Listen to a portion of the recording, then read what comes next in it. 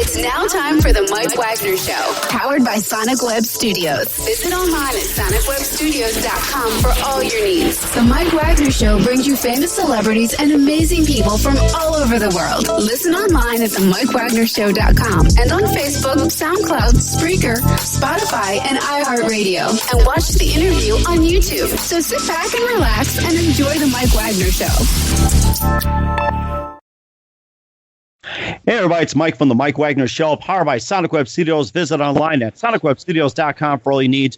Looking for a professional website without breaking your budget? Sonic Web Studios is the answer. Sonic Web Studios offers fast, affordable custom web designs at below the competition way. Call today at 1-800-303-3960. That's 1-800-303-3960. Or email to support@sonicwebstudios.com. Mention the Mike Wagner Show. Get 10% off your first order. Sonic Web Studios. Take your image to the next level. Also, the Mike Wagner Show can be heard on the MikeWagnerShow.com. You can check our Facebook page at Facebook.com/The Mike Wagner Show. You can download and listen on Facebook, SoundCloud, Spreaker, Spotify, and iHeartRadio. Also on Anchor FM, Radio Public, iTunes, Apple, Google Play, and other platforms coming near you. Take the Mike Wagner Show on any mobile device and subscribe to the Mike Wagner Show on the YouTube channel.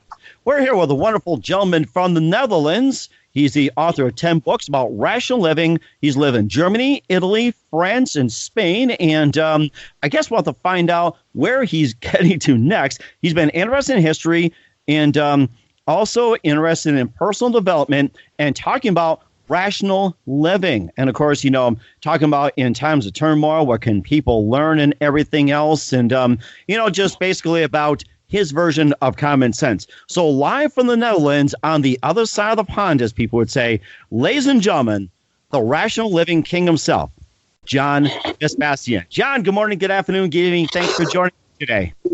Hi, Mike. Thanks for having me on.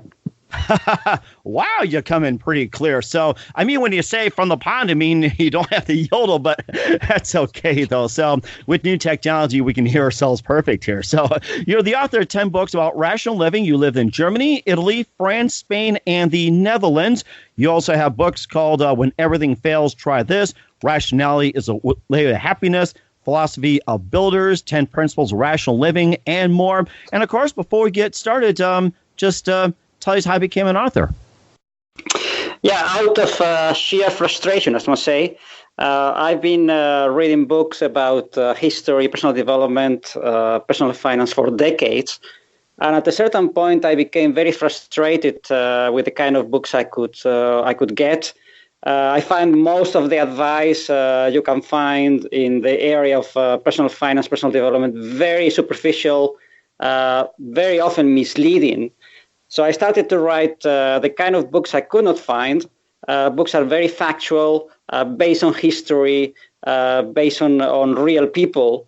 What I do in my books is to go through dozens and dozens of biographies from different centuries to try to draw principles, recommendations that we can use today in the 21st century. Mm-hmm. And in your version is, what is rational living? Rational living is the way I call this philosophy, which is very much based on reason, common sense, to oppose what we have today in the 21st century, where people become very often extremely emotional. When you read the newspapers or you listen to the media, you see people going completely insane for little things, becoming very aggressive. It's a pity that our society is going backwards in civility, in reason. And what I'm trying to do in my books is to try to learn from history what we should do and what we should refrain from doing. And unfortunately, many people today still believe that the key to happiness is pure emotion, pure irrationality.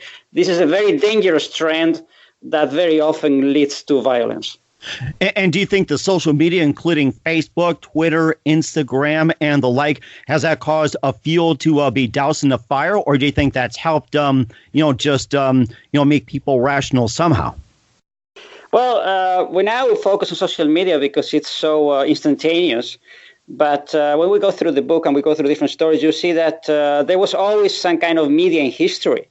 When we go to the 19th century, for instance, you see that in a city like Moscow, New York, or Bremen, they used to have dozens and dozens of newspapers. So it's not that now we have more media. It's more instantaneous. And the only thing you get with social media is an amplification, magnification of trends. It's not something new. It's not something that people learn something new. It's just that they confirm their bias. And if you believe something that is nonsense or that is misleading, you will find confirmation in some kind of social media. You will find confirmation in some kind of books. And unfortunately, instead of using the possibilities for learning, people use them very often to amplify distortions. Mm-hmm. And also, too, you talked about philosophy as well, too. What are some of the philosophers that you read up on, and who are some of your influence, like, say, with Freud, and also I'm trying to think of another one, going back to Socrates and everything. What are some of the philosophers that have influenced you into writing these books? Well, I would say that if I have to name just a few, I would mention Aristotle, I would mention Schopenhauer, I would mention the ancient Roman Stoics. But from each philosopher, you can learn many things, even if you learn what to avoid. So in the books, I go also through lives of many philosophers because sometimes you learn more important things by looking at what people actually do than by reading their books. And when you see the lives of philosophers like Nietzsche and Schopenhauer, you can learn very interesting lessons that you will not learn from their books. Mm-hmm. And also, too, have you yourself studied philosophy while you're going to school or going to college, or you just pick up? And also, have you also read things like with Greek mythology, Roman mythology, and other parts of history?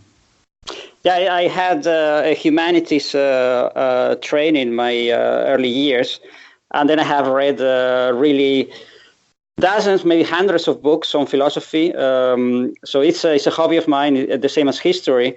But again, what I try to do in my books is to draw practical principles we can implement. I'm not very interested in discussing theoretical philosophy, theoretical history. This is why people dislike history so much, because you go to school and you get forced to memorize useless dates, useless names, useless battles, but you don't learn the principles.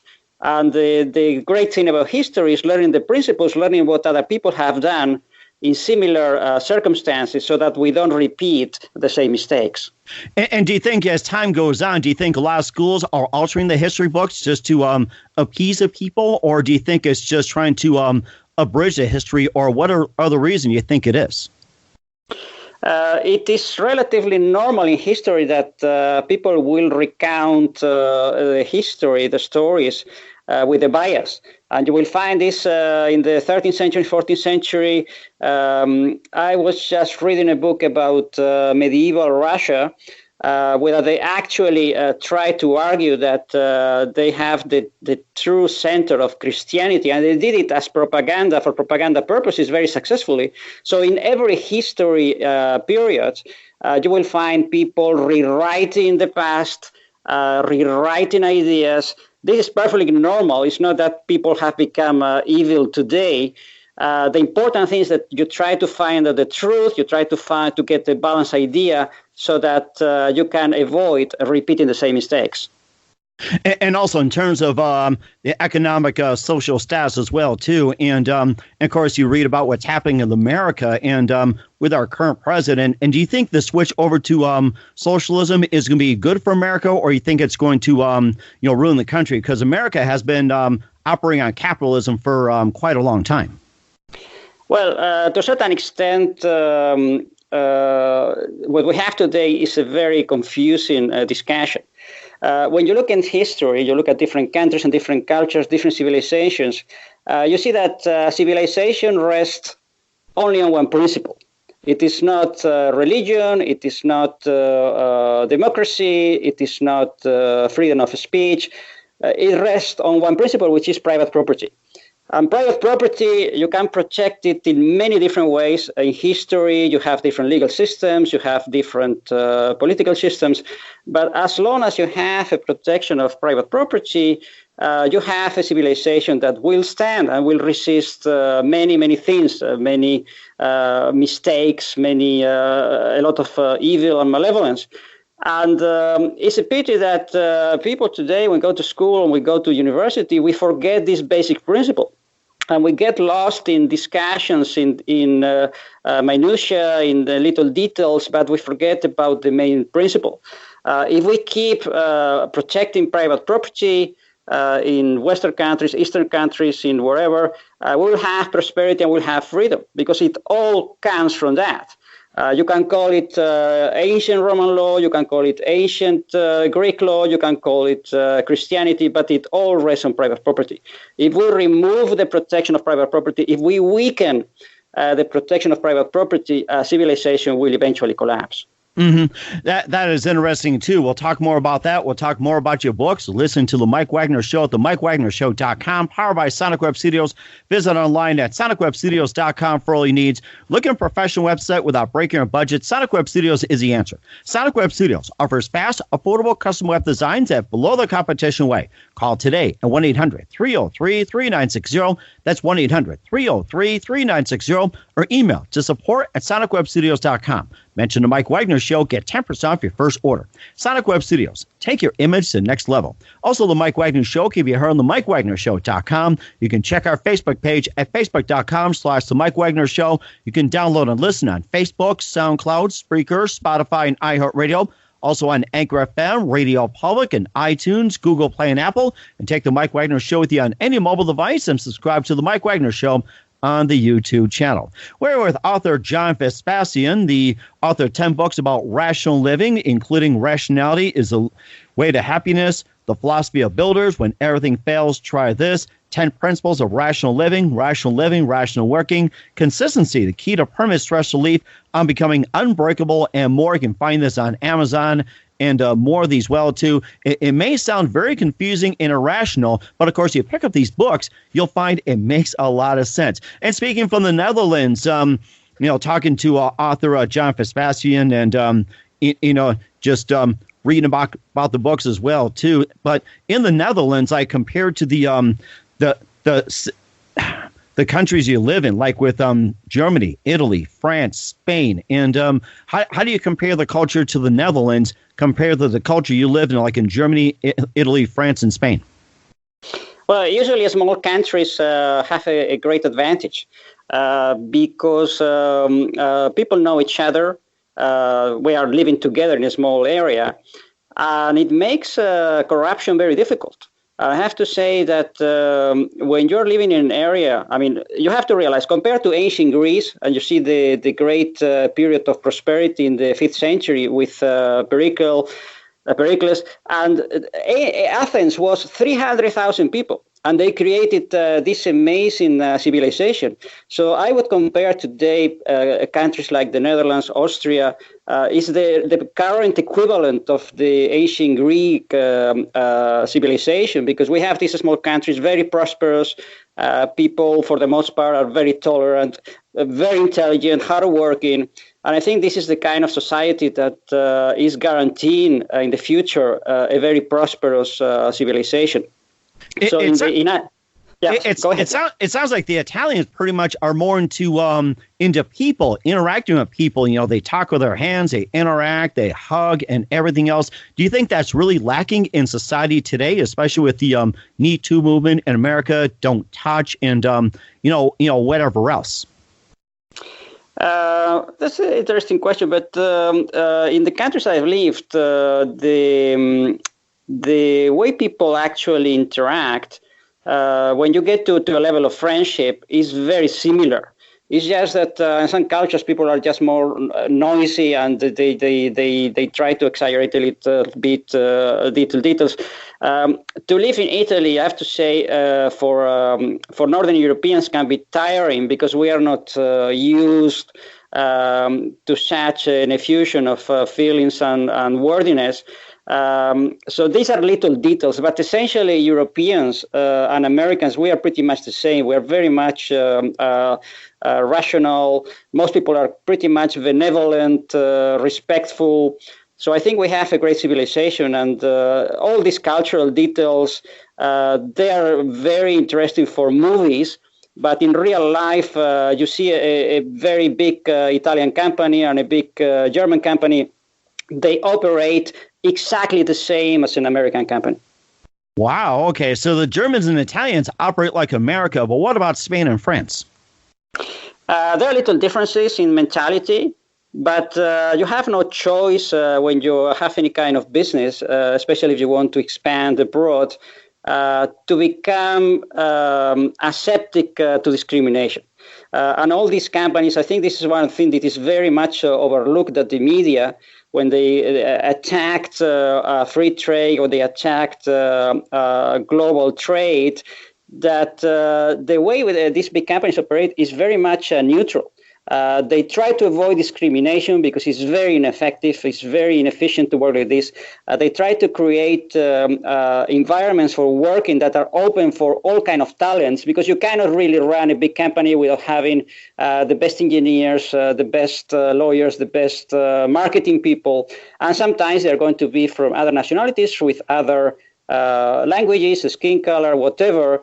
So I think this is a very positive factor in our culture, and people overlook it because they just focus on the thing, because they are foreigners, don't be a fool. If you're running a business and you want to have a prosperous economy, you want the best talent you can get. And what we see in multinational companies is that they know how to use this talent extremely well. Amazing, too. And how about the business and social culture in the Netherlands? The Netherlands people are very tolerant. And sometimes when I read the news from other countries where people are very much focused on, language or race or nationality origins, we find it difficult to understand, I have to say, because we live in a country with many different cultures, and you can walk in a small city and you can have Chinese people, and you can have people from other countries. And it's very peaceful and trade goes very well. So sometimes I think that people should travel more and see other countries and see other cultures. As we see in history, you see in history the close countries, they tend to become very unrealistic about trade and business. When people live in small countries, they are forced to travel because the country is so small. If you want to make money, you want to have a career, you have to travel. And I would recommend people in other countries, especially big countries, to try to learn a second language, to travel abroad. And I think many ideas people have about foreigners, about fear sometimes we have of foreigners, they are very much overdone. When you have a business or you have a career, you have a passion for traveling, you will discover many opportunities and many friendships that otherwise, if you just stay in one place and you forget about the rest of the world, you tend to become very inefficient. Amazing. That's something to keep in mind. I'm thinking about traveling myself, too. And, of course, you've lived in these countries as well, too. And what country would you wouldn't mind living in as well, too? Like, say, if you got another job offer, like, say, in Russia, or go to Iran or Australia or Canada, let's say, which country would you like to visit next and why? Russia is a fascinating place. I think it's underappreciated because it's a bit close. The language is very different from Latin languages. It's a Slavic language. But I think in the next 10, 20 years, if the situation improves and there is a little bit more evolution, it has a lot of potential. You have to realize the level of education of people is extremely high. And the potential is very big. So if I have to say in Europe, a country that is underappreciated at this moment, I would say Russia. That is interesting. And I've talked to people who want to go to Russia. St. Petersburg seems to be the number one. And I'm trying to figure out why St. Petersburg, besides being the oldest. Sounds fascinating. Because it's like going to Disneyland, but everything is true because it was built in the 17th, 18th century. Basically, you are walking on the 18th century because they have restored all the buildings. Many were destroyed during the war because the Nazis, when they invaded Russia, they had the headquarters in St. Petersburg. And when they lost the war, they burned down many buildings. So they actually rebuilt the whole thing in the last 40 years. And you have to realize that many things they have been rebuilt by hand because when they have these palaces where they have paintings on the walls and they have to do everything by hand. So it took hundreds and hundreds of people to do it. Wow. If you go there, even if it's only for 5 days, you'll be amazed because it's like walking on a marble palace. It's extremely beautiful. It's very harmonious.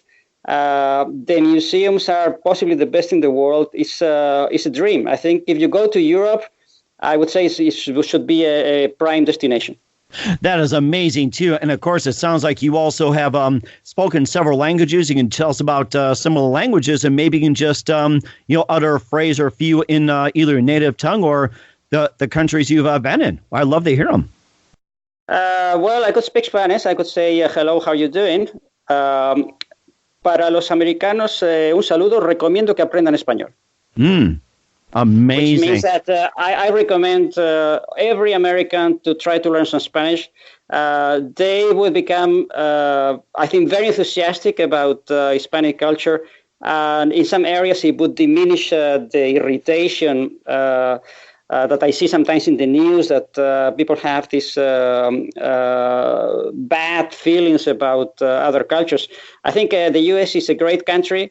It's people are extremely hardworking, extremely intelligent, but the greatness and the bigness makes for very Americans. They think it's unnecessary to learn other languages, and I think this is would be an asset for many Americans to learn the second language. It's also very easy because if you are an English speaker and you live in the U.S., I think it should be relatively easy to learn some Spanish. And I think it will open even more possibilities for many Americans. That is amazing, too. And, of course, it's also the key to happiness. We'll talk about some of the books we'll finally get to. This is fascinating. You listen to The Mike Wagner Show at themikewagnershow.com, powered by Sonic Web Studios. Visit online at sonicwebstudios.com for all your needs. Looking for a professional website without breaking your budget? Sonic Web Studios is the answer. Sonic Web Studios offers fast, affordable custom web designs at below the competition way. Call today at 1-800-303-3960. That's 1-800-303-3960. Or email to support@sonicwebstudios.com. Mention the Mike Wagner Show. Get 10% off your first order. Sonic Web Studios. Take your image to the next level. Also, the Mike Wagner Show can be heard on the MikeWagnerShow.com. You can check our Facebook page at Facebook.com/The Mike Wagner Show. You can download and listen on Facebook, SoundCloud, Spreaker, Spotify, and iHeartRadio. Also on Anchor FM, Radio Public, iTunes, Apple, and Google Play.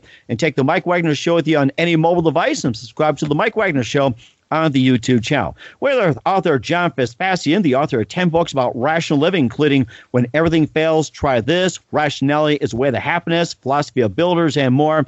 Author of 10 books, lived in Germany, Italy, France, Spain, and the Netherlands. It feels like I've gone a very wonderful world tour as well, too. And I'm glad I was able to hop over the pond and talk to John as well, too. Let's talk about a few of your books.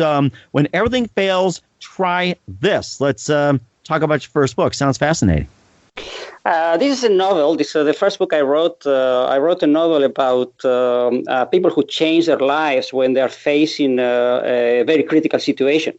And the novel is about an industrialist who has cancer and thinks he doesn't have a long time to live. And what he does is to hire a professor to make research to develop a cancer cure by using monkeys and doing tests with monkeys.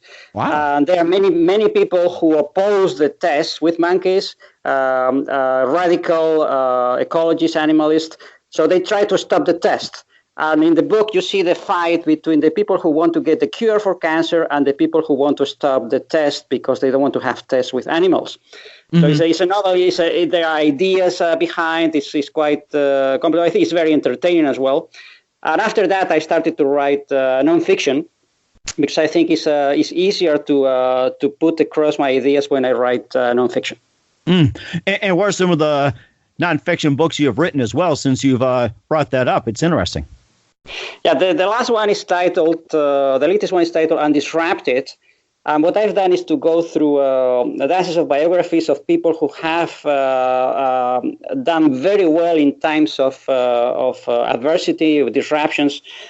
And I compare them with people who have destroyed their lives and try to explain why some people are very intelligent, they have a lot of experience, they have high education, but eventually they make huge mistakes and they destroy their companies and their lives.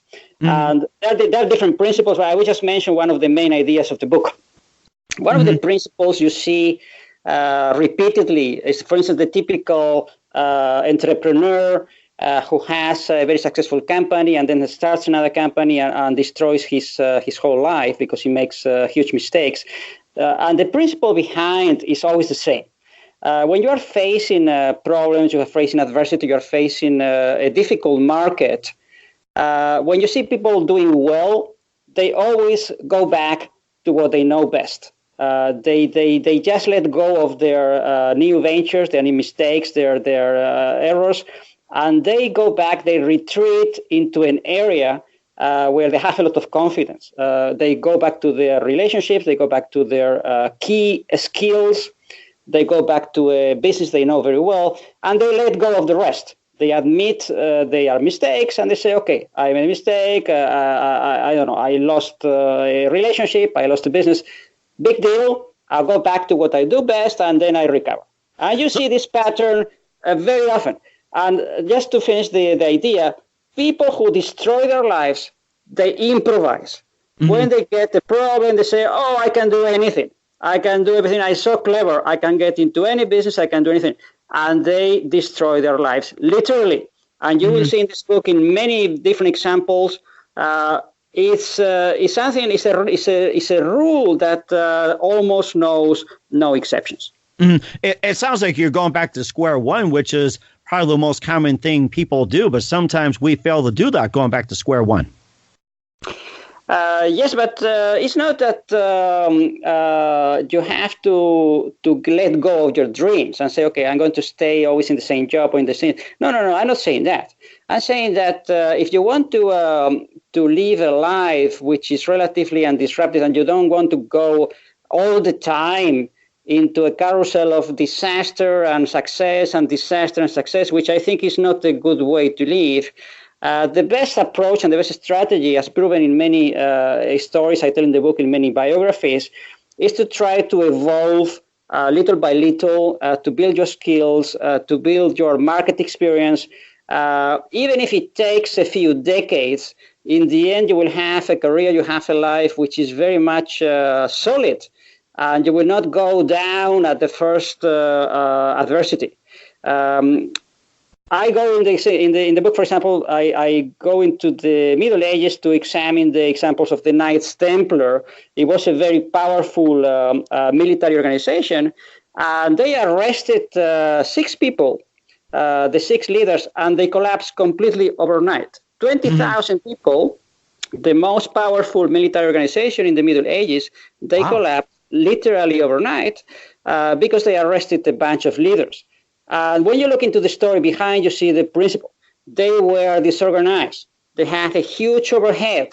They were not ready to deal with disruptions. And when you go into the stories in the book and you extract the principles, you see that they are not so much linked to technology. They are linked to human psychology. And we tend to make today the same mistakes that people were making in the Middle Ages, they were making in ancient Greece, because the human psychology has not changed. And the same problems we have today with arrogance, ignorance, bias, cultural bias, the same problems we have today is the same problems they had 2,000 years ago. That is amazing, too. And once again, what is the key to dealing effectively with disruptions? The key is to try to think long term. And you see people, I'm not talking about the thinking in terms of centuries, I'm thinking in terms of a lifetime. Most people today are going to live 90 years, 95 years. If you take good care of yourself, you will make it to 90. And the way people think today when you have a problem is that they are going to die tomorrow. and they go into panic, and they become very emotional, they break down, and you see in the US only there are 50 million people taking medication against stress, depression, anxiety. And this is because they have this short-term vision that they cannot see the future, cannot see 5 years, 10 years, 90 years. And I say, if you think in terms of a lifetime, and you try to make decisions with this perspective and say, okay, I'm going to live 90 years, I have a problem today, I have a problem this year, but eventually, after a decade, 2 decades, the problem will be insignificant. If you keep this perspective in your decisions, you will become much more calm. You will not be so much subject to anxiety, and you will not need to have medication for stress because you will be a very effective person. That is amazing, too. And can also positive thinking help people deal effectively with disasters of all sorts?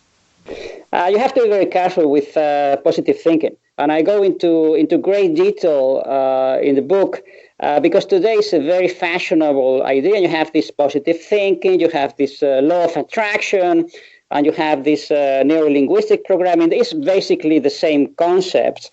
And to understand how it works and how it doesn't work very often, you have to go to the history, to the inventor, creator of positive thinking. Let's go into that for a couple of minutes because it's very interesting. Positive thinking as a theory is very recent. It's something. It was invented basically in the 19th century by a Frenchman. His name was Émile Coué, and he was a pharmacist. And this guy who had a pharmacy in a small village, he wanted to be successful. So he eventually saw an advertisement in a newspaper for a course on hypnotism. So he took the course for a week. He had to close the pharmacy. He went back, and he learned about suggestion. And he started to use suggestion on his customers to sell them medicines. He sold them herbal preparations. So Coué, who was a pharmacist, he was a scientist, he was a university graduate, he made the statistics. And he actually, very detailed statistics, and he actually proved that positive thinking works. Because he created in his customers the picture of recovery. And when he told them, look, this is going to be very good for you, you have to take it twice a day, you will recover very quickly. And he made a statistic, and he actually proved that it works, but it's not that people became magically cured. The effect of positive thinking, as used by Coué in the 19th century, is the reinforcement of positive beneficial behavior. And he was actually creating this picture of health to actually motivate people to take their medication. And they took the medication twice a day or whatever it was, and they got better because they were motivated. They have this picture of recovery. So positive thinking can work, and it actually works very well when it promotes rational behavior, when it promotes a beneficial behavior. But if you just isolate positive thinking on its own and you say, I'm going to just believe, I'm going to do it, this will not work because it's just pure fantasy. So you have to take positive thinking, you have to put it in the right context. And if you go to the roots of the 19th century, when it was created, it was a very scientific approach. Today, unfortunately, has become a mythical, completely insane theory. Many people believe that if I just repeat 25 a day, I'm going to make it, it makes any difference. It doesn't make any difference. What makes a difference is to motivate yourself to do the right things. That is amazing, too. Every time I think about positive thinking, I think about Norman Vincent Peale, and I'm glad to know that you talk about the guy from France being the godfather of it instead of Norman Vincent Peale. Another one I had thought of as well, too, is Patch Adams. He actually is a doctor and actually helped sick children laugh and actually made them feel better without medication. It made me think of it as well, too. Yeah, every aspect of human psychology can be used positively if you link it rationally to good behavior. So you can use it for education, you can use it for your career, you can use it as a salesman if you're in sales. It can be very good for marketing, for motivation. But again, it has to be linked to actual action. what you have to avoid is a magical thinking that people say, I'm going to do it, and then you actually do nothing. This is very dangerous, and I think actually is a cause of massive depression. And I think many people today who are suffering from anxiety and depression is because of positive thinking, because they do not understand that it has to be linked to action. That is amazing, too. And some people go back to nature as a recipe for happiness. And what are your thoughts on that? Well, I'm very skeptical. And in the book, I presented a whole chapter, which is called Be Careful When Going Back to Nature, because when you look in history and you see many examples, you see that people who actually are very effective in their lives and they go through problems and they solve very difficult situations, they're very practical. They're very much oriented to reality. And this does not prevent meditation. It does not prevent reflection, but you have to do it in a practical way. What does not work is the fantasy that you're going to stop civilization. You go to live in a village. You're going to grow your own vegetables. You're going to sew your own clothes. You're going to make your own shoes. This is pure fantasy. It's absolute nonsense that people are going to live in this way, because, I mean, basically you will go to a standard of living of the, Middle Ages, and you will be working 20 hours a day just to have some peanuts on your plate. I mean, it would be completely ridiculous.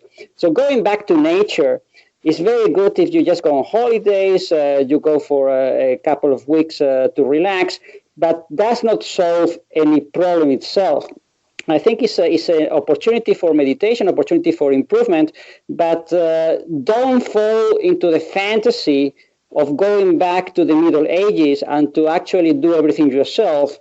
If you try to fall into this fantasy, basically you are asking to destroy prosperity, to destroy civilization, to destroy free trade. It's absolute nonsense, and I'm appalled that you see people defending this kind of nonsense and people actually believing going back to nature, going back to the jungle, going back to the Middle Ages does not work.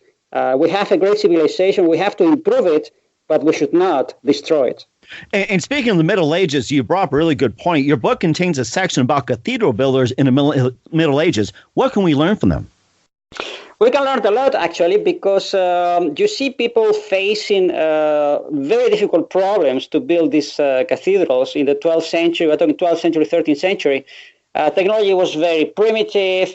They had linguistic problems because people spoke 20 different languages in Europe. They could not even read, so you could not give them instructions. Winter was very cold, so they could not work outside. So it was really a mess. And even in this terrible mess, terrible problems of transportation, they built these cathedrals within 50 years. I mean, it's amazing. Wow. I look into the management behind, because the technology was available in the 8th century. The problem was a problem of management, because until the 11th century, nobody knew how to put together all the elements to actually build a very complex cathedral, even if the technology was available. And it was one guy his name was Suger, and I present the whole story in the book in great detail because I find it super interesting, who actually took the time to think how he could build a very high cathedral, innovative, using these very big windows, huge space, and he found a way to do it, a management system. And I present it in the book because it's very similar to what Japanese companies invented in the 70s. Maybe you heard about the Toyota production system. It's very similar. And they invented actually in the Middle Ages. And the idea is that Suger created the system where his 200 people, he had 200 employees, they could work all through the year with minimum disruptions. And he actually thought every detail about how to protect his workforce so they could actually be productive. For instance, just to give you an idea, until Suger, it was usual to hire people in May and to fire them in October when the winter arrived, because they could not actually work outside. Mm-hmm. And so he realized that this was a mess. It was very inefficient to hire people and to fire people. So he wanted to keep expertise. So he actually hired people. He built houses for them. That's the first thing he did. Instead of building the cathedral, he built houses for the workers so that they could work in the winter. They could work inside. And they could work indoors. So during the winter, they would cut stones to the right size. And during the spring and the summer, they would put the stones and they build the walls. So actually, he could triple the speed of construction just by taking quick care of his employees. And he did amazing improvements in management. This is how he built these cathedrals. After Suger built the first cathedral in Saint-Denis, the rest of Europe copy-pasted the system because all the cathedrals in Europe basically are a copy of Saint-Denis. Suger created the management system that made it possible to produce with few disruptions. And I tell you, it's very similar to the Toyota production system that was popularized in the 1960s, 1970s. That was amazing, too. Maybe think of the Ford Motor Company in Detroit, where Henry Ford built the Ford Motor Company in Detroit and built houses for the workers as well. This is at a time where the cotton trade dried up in the South, and then they all came up from the South over to Detroit. They were offered $10 an hour back in the 1900s, which was like, what, 40, 50, maybe $60 an hour today, and they all simply just took the opportunity and went up. It almost sounds like a model of that similar magnitude, which I thought of. Yeah, you see this innovation and these management techniques disappear in history. Sometimes disappear for a century, several centuries, and then there is one person who just brings back. Sometimes because he's very clever, sometimes because he reads a lot about history. In the case of Suger, he was very clever. He was also very much of a traveler because he traveled a lot around France, and he looked at different people, different techniques. So he actually put it together. I don't know about Ford. I assume he also read about history, but these techniques actually they existed also in Venice. In the 16th century, when they built ships, they also used these production techniques. But the problem is that a few years later, they are completely forgotten, and then people go back to this nonsense of everything done by hand and everything done by one, and the standard of living goes down like hell because they forget how to work properly. Mm-hmm. It almost sounds like people forget the stress level goes up, but then when you provide housing for the workers, like work in cathedrals or say with the factories and everything, the stress level tends to go down. And how do people in your books? How do you handle stress effectively?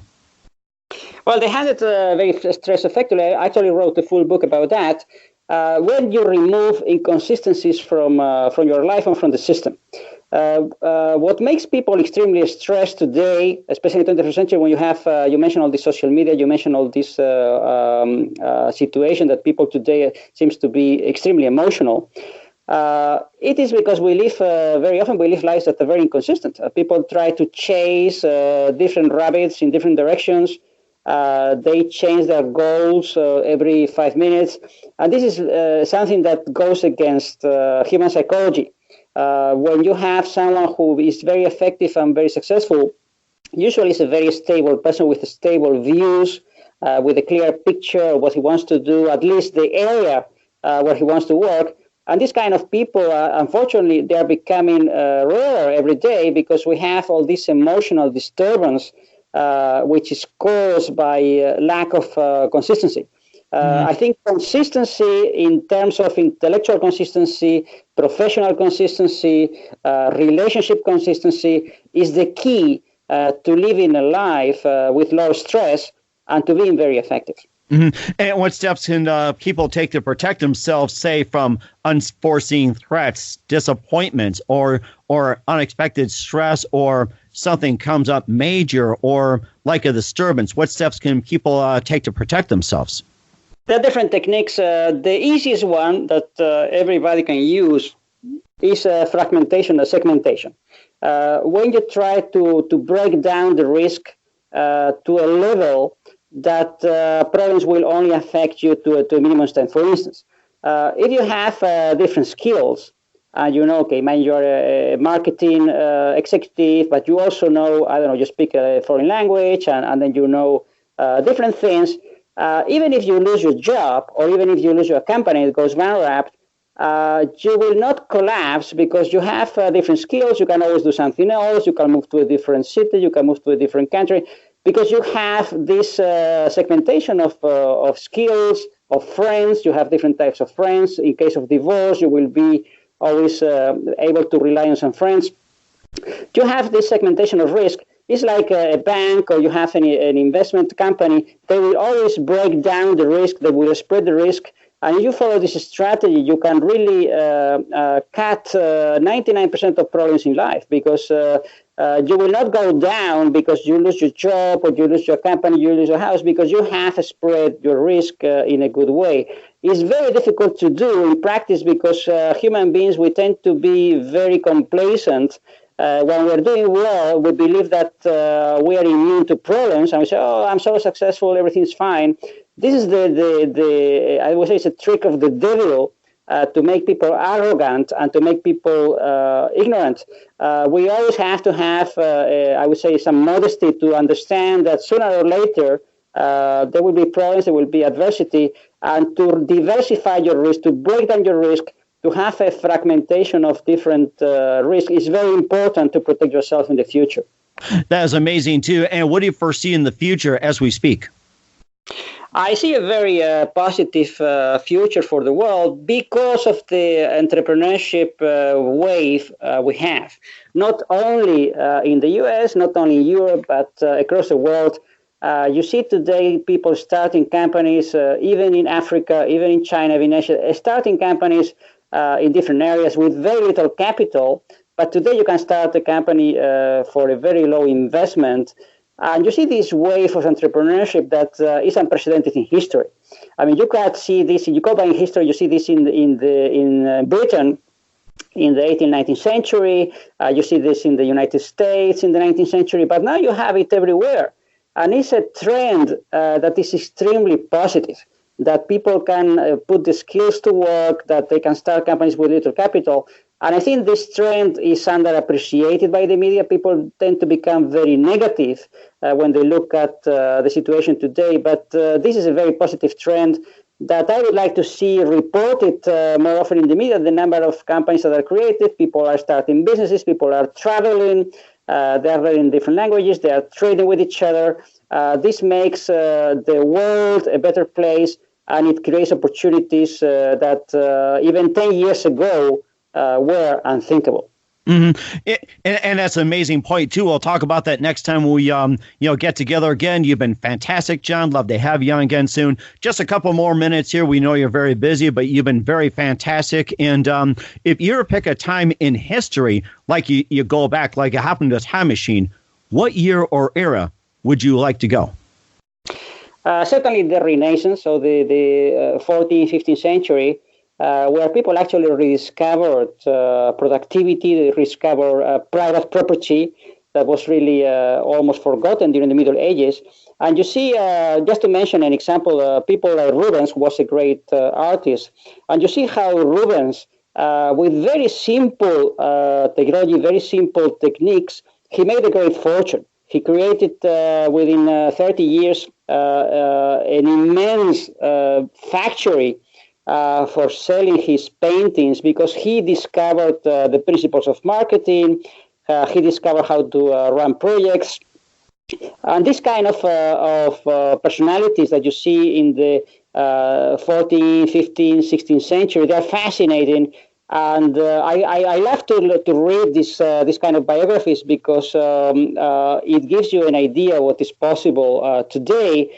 And we have much better technology, we have many more possibilities. But when you see people doing this kind of stuff in the 16th century, 15th century, it's fascinating. And it gives you an idea of the human potential. That is amazing, too. Love to have you back on, John, and we'll talk more about this and, just a couple of things when it comes to writing. John Vespasian, author of 10 books about rational living, including Rationality is the Way to Happiness, Philosophy of Builders, 10 Principles of Rational Living, and more. And also tell us, where can we find your books? It's very easy to find my books. If you just type my name, John Vespasian, on Google or any search engine, you will find everything in 1 second. You have the blog. There are hundreds of free articles. You find my free newsletter. And you will find the books. They are available in different outlets. Very easy to find. Just type John Vespasian on Google. That's great. And what's the best advice you can give the AMY at this point? The best advice is to take things with the right perspective. Don't go crazy when you read the news every day. That always seems that the sky is falling and this is like Chicken Little and everything is going to collapse. Come on, people. I mean, it's always the same story. And when it's not global cooling, it's global warming and I don't know what. The world will continue to improve. There are many benevolent, intelligent people in different countries. People are not stupid. People are not trying to destroy the world. I think we have to open opportunities for dialogue, for improving things, and don't let the current events depress you. Look a bit ahead and look at the positive things we have today, the great opportunities, and I hope that the economy in the next decades will continue to improve in a very impressive way. Mm-hmm. And also, too, we'll talk about the events like the 2020 election, the previews, and also elections in other countries. And John, just want to say, thank you for your time. You've been fantastic. Let's talk more about that next time. Looking forward to having you again soon. And once again, tell about your website, your upcoming projects, and once again, how they contact you. Very easy. Just type John Vespasian on Google. You will find a website, you will find blog, you will find everything in 1 second. Very easy. That's fantastic. John, again, a big thank you for your time. Looking forward to having you again soon. And please do everybody a favor, keep us up to date. Many thanks, Mike.